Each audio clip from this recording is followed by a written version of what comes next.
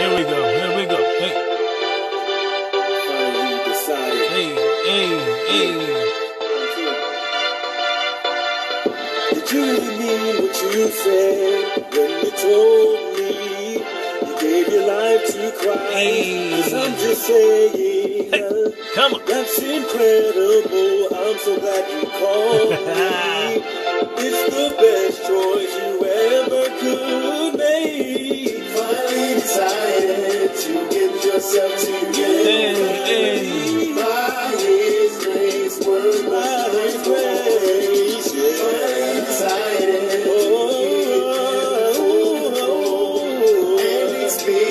And experience is a newness now. Finally decided. Said you finally decided. Oh yeah. See, I remember when we didn't see eye to eye. I was at Bible study and you was at the bar. But you hung in there, did what you had to do. Change your own life and look at you now. Come on. You decided. I'm so glad that you decided. What's going on, everybody? It's your boy, Brother Calvin, in the building. You are watching another episode of Frame to Frame. Hey, turn up. It's going to be an amazing show today. I have a special celebrity guest in the virtual building. So I'm not going to hold him up. I know he's a busy man, so we're going to get right into it and do it. Ladies and gentlemen, I know he's ready. I'm adding in right now the one and only Rodney Perry, ladies and gentlemen. What up, bro? What's up, Cal? How you doing, buddy? I'm really good, man. How about you? It's all good, man. It's been a good day today. That's what's up, man. That's what's up. First, look, I want to thank you for man, just being great, just being humble, man, just showing love and support. I love telling origin stories, and to my listeners, Jay Harris, Shay McCray, what up? Sherry McCray, what up? My sister's in the building. Creations by Carrie in the building. Ladies and gentlemen, we are here with the one and only Rodney Perry. So I just want to let the listeners know how you and I became connected. And it's so interesting. I don't even know how in the world, man, but God is good. So all I remember is I posted a flyer for my Instagram concert, my Corona concert, and then I saw that you liked it. I'm like, okay, turn up. But then not only did you like it, but you came to the concert, man. You bought a ticket to the concert, came, man, and then invited me on your talent show. And so from there, man, it's been nothing but networking. And I appreciate you for reaching out. I appreciate your time tonight, sir. Well, you know, more than anything, man, I just like talented people, and you know, it's one thing to expect people to look at your content, but from time to time, you got to stop in and look at people and show them love and respect. And so, I can't expect you to come to my page without coming to your page. Come on. So when people follow me, I'll pop in and look around, and you know, if they're live, I'll pop in on the live and say hello. So, I mean, I think what this ultimately is creating is community. Absolutely. And I was just like, wow, guy. And then, you know, from your talent show, I ended up, Tangerine was watching. And then she invited me to her talent show. Oh, wow. It's like the snowball effect, man. So I just thank God for the opportunity. I mean, how dope is that? Because we couldn't even see you when you performed, and you still were able to make an impression. That's a big deal. Man, you know, and I found out what that is, man. Because I have an Android, I won't show up on any iPhone lives. Really? You can hear me, but on iPhones, I will not show up. So is that an Apple thing? I think it's more of a Droid thing. Droid and Apple, they beefing. I They don't guess want to talk to each other. because I tried a bunch of different phones. But I'm on Apple and you're on Android right now. I can see you. No, but you're on mine though, so I can't call on So to it's Apple. It's Apple. It's Apple to Android. Right, the compatibility. Interesting. Yeah, Okay. but yeah, man, tell us how you got your start. Like, when did you know comedy was it? I mean, I probably was about 10 or 11 years old. Yeah, I had well, even before that, I had a teacher in second grade that would let me tell jokes at the end of the day if I shut up. Okay. And so that's around, second grade. But I remember I used to go bowling over my cousin's house on the weekends, and we were watching Saturday Night Live after a day of bowling, and I saw Eddie Murphy on there, and it changed my life. I was like, yo, that's it. I mean, Wow. I was aware of comedy, but to see what I perceived as a young man, what I perceived as somebody African American, Mhm. dark complexion, it Well, was like that's what I want to be. And okay. and from that point on, I kind of knew. It took me many years to find it as a profession, but yeah, I knew then. Okay. Okay. So from there, what was your first official stand-up opportunity? Was it an open mic? Was it the Sunday dinner? It was definitely an open mic. What's up, LA? It was definitely an open mic. So I'm from Chicago.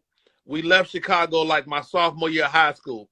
Mhm. So I finished high school in Monroe, Louisiana, which was where I started doing stand-up. I Okay. started going out doing little coffee shops, and my mom kind of cultivated it too. She let me go, and I Okay. was a kid. I'm 16, 17, telling jokes. So yeah, very early. That's what's up, man. So you know what? I actually learned about you. I know I'm late, but I learned about you from the Monique show, from watching the Monique show, because she's I one of mean, my I mean, favorite. that's no dig. That's national TV. So a Come lot of on. people, I popped on a lot of people's radar during that time, Okay. and of course, I did Comic View and Who's Got Jokes and all those other shows, but being on TV every night allows people to lock in, Yes. and so Monique show was great for me, and it allowed me to be in the collective consciousness. So I thank Monique all the time for that. And you know what? To watch y'all chemistry and camaraderie was dope, man. It was nothing like it on TV. It was nothing like it, man. I look forward to that. I had looked forward to that show. I used to Mhm. plan to watch that show for the both of y'all, man. It was Wow. crazy. I Can you mean, oh, it was people that hit me up like that was locked up during that time. I had a dude he was incarcerated during that time. He said, Rodney, the only hug I would get is when Monique said, hug yourself at the end of mm, the night. And so it was a very powerful time. And get this, at that time, she and I were the only two black people on television. right. I Because remember. they had been a writer strike in Hollywood, and black people just wasn't working. And so it definitely, it was a great time. Absolutely. Can you Still walk us real. uh yeah. Can you walk us through how you got to, what were you doing before the Monique show, and then how did you go into that particular project? Well, I was of course doing stand up, and I have kind of built up a cool name in LA. I was doing radio in LA, and so people kind of knew who I was. I had already done Johnson Family Vacation. I had already, done some TV stuff, and I got an opportunity to go into the studio with Monique. She was doing radio, Right, right. and so she had a remote broadcast. It was a voting drive to, Mhm. people. They were trying to get people to register because Barack Obama was going to be elected the following Wednesday. And so I went to the remote, and she and I had this amazing chemistry on the air. So that following Wednesday after the election, I get a call to come into the studio for the first time. Well, I went to the studio, and by Friday afternoon, they offered me a job. And I was working with Monique on the radio show. And Mm, the radio show went for like 5 months. And Monique looked me in the face. She said, Rodney, bigger and better things are coming. And 2 months later, I get a call to go to relocate my family to Atlanta to work on the Monique show. that's what's up, man. That's what's up. Who are some of your comedy mentors? Oh, great question. There's so many people. Probably some people you never heard of. A Okay. gentleman out of the Bay Area named John Austin. He was my OG. A guy back in New Orleans when I was stationed there, named Wayne Robinson. He was like, for every young comic, you have somebody that kind of shows you the ways of the Jedi, Okay. and those were my OGs. But I mean, there are so many people, you know, Anthony Brown, Sandy Entertainer, Steve Right. Harvey, Monique, they all mentored, you know, a guy like Rodney Perry along the way. That's what's up, man. So I know you probably get this question all the time too, but I know you learned that you were a comedian at an early age, but Hmm. have you ever considered a different career? If not comedy, then what? Well, there's never been a plan B for me. You Hmm. know, I That's what's up. never said, well, if this comedy don't work out, I'm gonna go back to blah blah blah. So I kind of never had that thing. I mean, another But drink, another drink. I, I I don't have another drink. But to answer your question, if I were to do something, I'm gonna murder you, LA. If I were to do something other than stand up, I might be some sort of educator, Okay, some sort of teacher. You know, I may do that, but that's nowhere near my dream though. I'm living my dream. I hear you, man. That's what's up. All right, so what was the worst joke that you ever told, if you can remember, or one of The worst joke. I mean, there's so many. I mean, that's tough for me to answer because if I do a joke and it doesn't get the laughter I think it should get, I'll stop doing it. them? So Okay, I'm never so arrogant to think that I got to do this joke even though it ain't good. You okay. know. So uh, I don't know if I have the worst joke, but I do have some worst times on stage. You know, sometimes no matter how good the jokes is, just not your night. So I've been booed before. I didn't get booed at the Apollo, but it was close. I'm about to say, you made it through the Apollo, man. Oh yeah, but let me tell you something. Them dudes at the Apollo be outside warming up to boo you. They boo boo boo boo boo. Man, they do not play. Yeah. I bet, man. Those shows used to be hilarious, man. People used to come out and sing two notes. Boo! They don't. I'm telling you, they be outside stretching, waiting to boo your butt. What up, Cleon? That is hilarious. So, Mhm. are you planning any comedy specials post quarantine? I'm working on this. I'm working on a comedy special now. I'm working on a one-man show as well, Hey, and one or both of those will be out, you know, soon. Uh, yeah, one or both of those coming out soon. Yeah, okay, okay. and I'm developing a television show too that should be coming. What's up, Joe? That's what's up. To everybody that's tuning in, of course, you need no introduction. This is the one and only I do need Rodney an Perry. introduction. Comedian extraordinaire Rodney Perry is in the virtual building on Frame to Frame. Thank y'all for tuning in and y'all support. And so, how do you deal with? What is your thought on hecklers? You know, do you think they're necessary? Are they too annoying? How do you deal with them? I mean, I understand. Sometimes, you know, a heckler can come from two or three trains of thought. They Okay, either they either legitimately trying to help you, they're a fan right, and they want to help and they think they're helping, or they're mean and they're trying to disrupt the show. If right, you're trying to disrupt the show, my job as a comedian is to maintain a certain integrity in the room. So if you try to disrupt that, then I gotta go for the jugular. I gotta destroy you. But if you mean well, I'm really not trying to destroy that person. Sometimes they might be drunk, intoxicated, anything. right. So it's just part of the job. It's occupational hazard. You know what I mean? So Exactly. you don't, you know, I don't take it personal, but know this, I will make your ass famous. If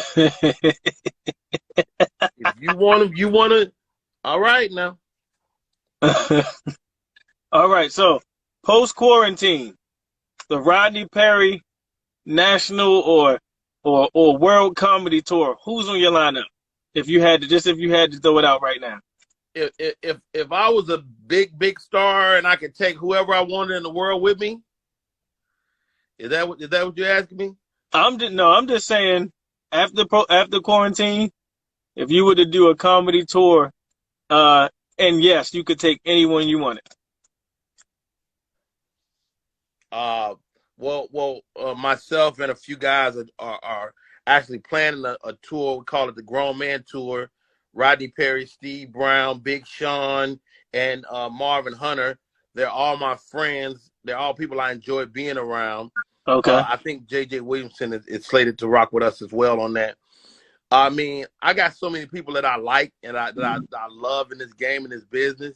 So that would be a hard one for me. Right now, Nav Green rolls with me a lot.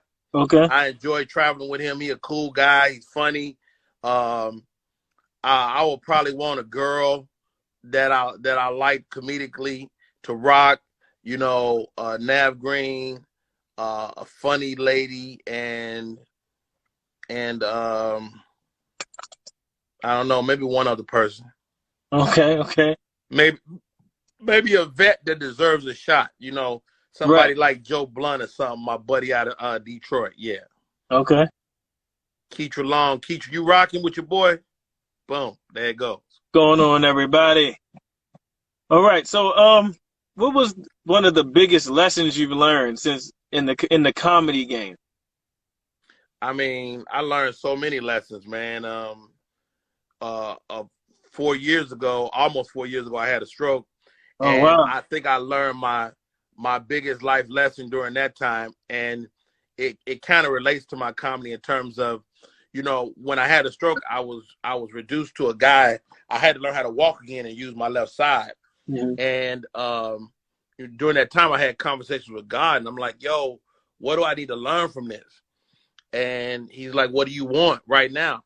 And all I could think of is, more than anything, I just wanted to walk again and take a step. And he said, that's it. You've been working your whole career trying to get way out to that thing. And now the thing you want most is to take a single step. But to be able to get to the thing, if you can take a single step, you can win. Right. And so that was my revelation, is to, instead of being farsighted, look at what's right in front of you. Take that step. If you can take that step, you can take a million of them and get to where you want to go. That's what's up. Has there ever been a time where it was a struggle for you to take that step? You know, what got you through to just go ahead and push and take that leap or that step? I mean, that's a great word, the leap. I mean, yeah, absolutely. There's been many times, you know, where, you know, you go through life and you don't know if you can make it another day. Mm-hmm. You know, even during this pandemic, I mean, there's been moments I'm like, yo, we don't know what's coming next, but we didn't know this was coming. So you gotta keep working, you know. And to answer your question, what keeps me going? Those little people upstairs that look like me, you know, you know, my children, my family, you know, people, you know, I tell my kids, my daughter deals with anxiety from time to time. Okay. And I was like, I don't know if I really understand anxiety, because as a father, I don't have the luxury of anxiety. I don't have the luxury to be out of pocket. Like, you know, I don't have the luxury to be out of my wits and not being able to make a decision. I don't have the luxury as the leader of this house to allow myself to be down too long. Right. And so that's what keeps me, you know, even keel. And time is really interesting. Like, stuff that would have got me flustered as a young man don't bother me now, because I've seen myself and other people, friends and family, overcome so much. Right. So when you're 21 and you hear somebody say, "This too shall pass, baby," you be like, "Okay, grandma." But when you almost 50 and you hear it, you like, you know what? It will. Yes, sir. It will. It will pass. And I've seen it. I've seen it pass. Absolutely. And you're segueing right to where I wanted to go for a second was, you know, your lineage, your offspring, your children. How old are your children? I have 6 children. They range from 31 to 10. That's what's up, man. Okay, so I got three grown kids, and we got 3 here. Okay. And are any of them in the entertainment business or want to get in the entertainment business? My son has showed some interest in rapping. No comedians. Out of 6, no comedians. My daughter My daughter is definitely been showing some interest in acting and or improv, and Okay. so that's interesting. And yeah. But I mean, they have their own things. We raised them to be individuals. Okay. I hear that. And so, what advice would you tell young people that are trying to break into comedy? Comedy, entertainment, bowling. I say this: find what you love to Hmm. do it, and don't quit. You know, that's the way I live, and that's if the only way you can lose in whatever your game is to quit. You know what I mean? As long as you're going for it and continue to work for it and continue to try, you'll be all right. What's up, Dr. Awesome. Slocum? Awesome. What was one of the biggest obstacles that you've overcome in your career that just Being took you black, back? being black. Yeah. I mean, it's 1,000 obstacles. Every day there's a new obstacle. I Mhm. mean, how about this? Here's a good one. The biggest obstacle anybody will ever overcome is themselves. Mm. Like, the only hater that's always there is you. Like all your shortcomings. The stuff, all your insecurities. Yes, sir. So like how many times you say, I'm gonna lose some weight, and your inner voice be like, if you don't sit your fat ass down. You know what I mean? So you have to be able to deal with that guy Right. before you deal with anything. And so to answer your question, if you can overcome your own mental angst and anguish, I think you'll be fine. Okay. Your first time performing overseas, what was that like? I've been all over the world. It's crazy because I was in the Navy, but I only traveled to New Orleans and to the Bay Area. And so I've traveled more as a civilian and a member of the comedy community. I've Hmm. been to Amsterdam. I've been to Germany. I've been to Japan. I've been to China. No, that's a lie. I have not been to China. I've been to Japan. No, I have been to China. Japan. I've Okay. been to Guam. Hmm. I've seen a good part of the world, right? And what did you ask me? I'm sorry. I said your very first time performing overseas in another country. What was that experience like? What was going through your head?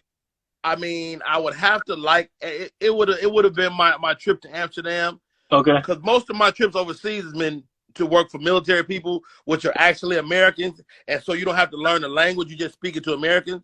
Right. But when I was in Amsterdam, they speak Dutch, and their national language is English, but they typically speak Dutch. Okay. So when you're in another country, you have to slow down, even if they speak English, because what you don't realize, us as Americans, we have all type of shortcuts we take, Hmm. right? Yeah. And so it's not necessarily the King's English. Right. So it's little words that you use that they don't use, even when you're in London. It's Okay. little words that you use they don't use. And so what I had to learn as a comedian is to slow down. Okay. Because like right now, I'm talking to you, you have no problem processing what I'm saying, because you're going as fast as I am as an American.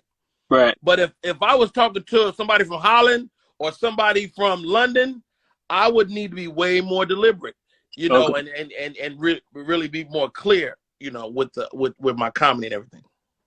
Okay.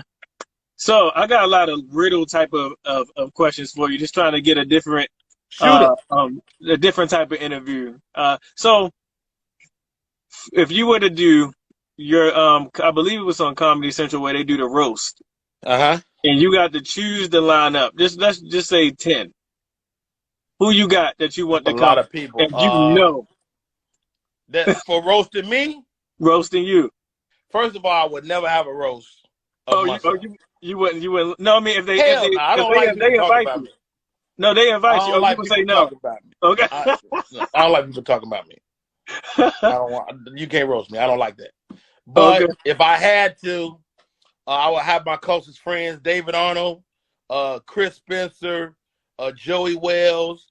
I'd invite Kevin Hart. I'd invite Glamis Rory. I'd invite Shadrella Avery. What am I at? 6? I wasn't counting. My wife to come. Who else? I say I got 3 more. Marvin Hunter, Hank Denson, and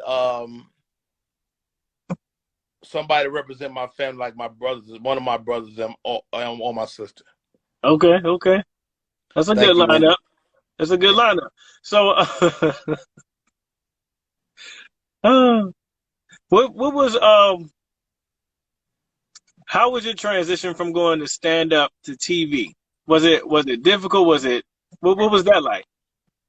Well, you know, I'm doing stand up. I'm in LA, and I'm also taking inventory of what's happening around me, and so I'm realizing if I want people to come see me do stand up, I need to get on television or in the movie. Right. And so I began to train for movies and TV. I took acting classes and stuff like that. Okay. I worked with Tasha Smith. Hey. So I guess to answer your question is when you want to do something, you got to start to prepare for that thing. And so I started taking classes because I knew that especially black people do not come see you if you ain't famous. And that's just a fact. It is. And so I began to kind of work harder to get on television after that, you know, acting and stuff. Mm-hmm. So your younger kids, do they know the magnitude of your career, or they just like, oh, okay? Magnitude is a strong word.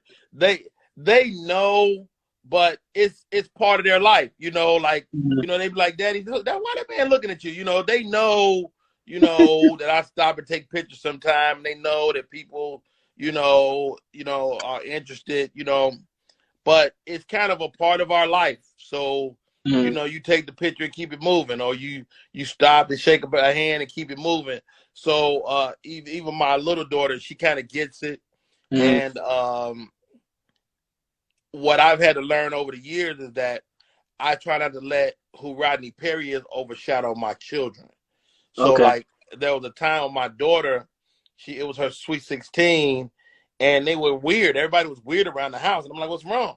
And my wife was like, "Well, you know, they don't know if they want you to come." I said, "What?" They don't know if they want you to come to the birthday party. I'm like, "Why not?" Well, you know, she don't want her friends to be tripping off of you. And I'm like, yo, that was crazy to me, right? But it was a valid concern. So I went because I was paying for it, but I went out of my way to stay on the low key. Okay. You know, and so you have to think about that when you have any celebrity, how it affects your children and your family, your wife, everything. Okay. So I know you've been seeing some hilarious stuff during this quarantine. So what are your quarantine don'ts? Like, I just don't want to see it no more. Just stop it. Quarantine don'ts. Wow. My biggest pet peeve is people too close to the screen. When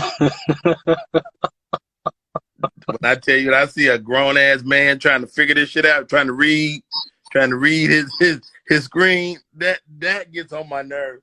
That's a good one. Quarantine don't. That's a good one. I got to write a top 10 on that. I'm sick of the people just smoking hookah for no reason, just puffing on the damn hookah. I follow this one girl. She's a stripper, and she just lay in her bed and twerk sometimes. And I'm like, what you doing with your life? Like she missed work so much, she just sit there and just twerk out. Right. She's like, this is my calling. This is what I know. Now wait, I don't turn it off, but I don't like it. Man, they were showing so many corona misses. You know, they had people with like their gloves on, but they leaning on their face like this. It's like, It's like you I tried, swear but to you God, failed. every time I think about not touching my face, I touch my face. I swear to God. Yeah. This is a crazy time though. We have to look at a new normal. I took a call a day to do a comedy show in June. So the world is opening back up, and so I wonder, are we ready? Right, man, right. And if it's gonna be a resurgence, that's crazy. That's crazy to even think about. Yeah. Were there any films you were working on before the shutdown? I did a movie with Eddie Murphy. It's coming to America too. I was about to say, So okay. that's coming down the pipe. It should be well, it's in the can and it should be out. What's up, Lisa Tanker? It should be coming out December, but we don't know where the world is going to be in December. You know, we Exactly. don't know if there's going to be a premiere or if it's going to be something virtual. We don't know. Okay, okay, okay. But they're still going. If they're shut down or not, they're still going to drop it in the next couple of months. Dude, I'm number 31 on the call sheet. I don't know. They don't not when you're number 31. You better just be glad you get your check. He done put the hat on. He done put the hat on. I had to go throw my hat on right quick. So let's go back to your talent show, your open mic that you do. Uh-huh. What made you start that, and what is your ultimate goal? Well, my buddy Ali Sadiq started the Corona Comedy Club. He does on Wednesdays and Fridays, and I wanted to do something with comedy that wasn't that. Okay. And so I said, if you got a comedy club, people are gonna need a place to work out. Mm-hmm. And so I said, okay, it's open mic. And so at first it was just open mic for comedy. Mm-hmm. And I said, you know what? All of us artists need somewhere to do our thing. Right. So I opened it up to singers and poets and comics, and it's been super rewarding, man, and fun. And I've met some dope comedians. I've had some comedians do their very first comedy set on my live. Wow. And I've seen some dope singers. I met some friends in you and some other cats. So it's been cool, man. I really enjoy it. Man, I was watching the other day, man. That lady that did that Stevie Wonder. And then you put them glasses on, man. Hey, man. Don't make me And she had all the parts ready though. She was doing her transitions there. I said, "Oh, he gonna let her keep going." Oh. Then she got to the other part. I said, "Oh, wait a minute." She did the musical interlude, and you still was with the glasses. Hey, man. Hey, I try not to judge because when we're in this type of a situation, I'm Mm-hmm. your only audience member. So I try not to let them lose me, Mm-hmm. and so I try to stay engaged. But I'm also producing the show, so I try to keep it fun. Right. And you're also a comedian, right? Yeah, I'm stupid. Yeah. Man, that was great. That was great. Now, I done ran out of all of my questions. That means the show's over. All right, Doc. Thank you for having me. Absolutely, man. Thanks for coming through, sir. I look forward to seeing everything you got. Hey, well done. Nice, well done, Calvin. Thank you for having me, bro. Well, thanks, man. I appreciate it, man. Take care. Word. All right, man. Till next time. All right, peace. Yep. All right, y'all. Give it up for Rodney Perry that was in the building. Rodney Perry was in the building, y'all. Now, how about that? Won't God do it? Won't he? Won't he will? Ha. Wendy, I see you. Thank all of y'all for tuning in, all of his fans that came on over to my page. Thank you so much. Again, you're watching Frame to Frame. This episode, just like all of the rest, will be uploaded onto YouTube immediately following this live. You can check me out at www.calvinthespecialist.com. And I'll talk to y'all soon.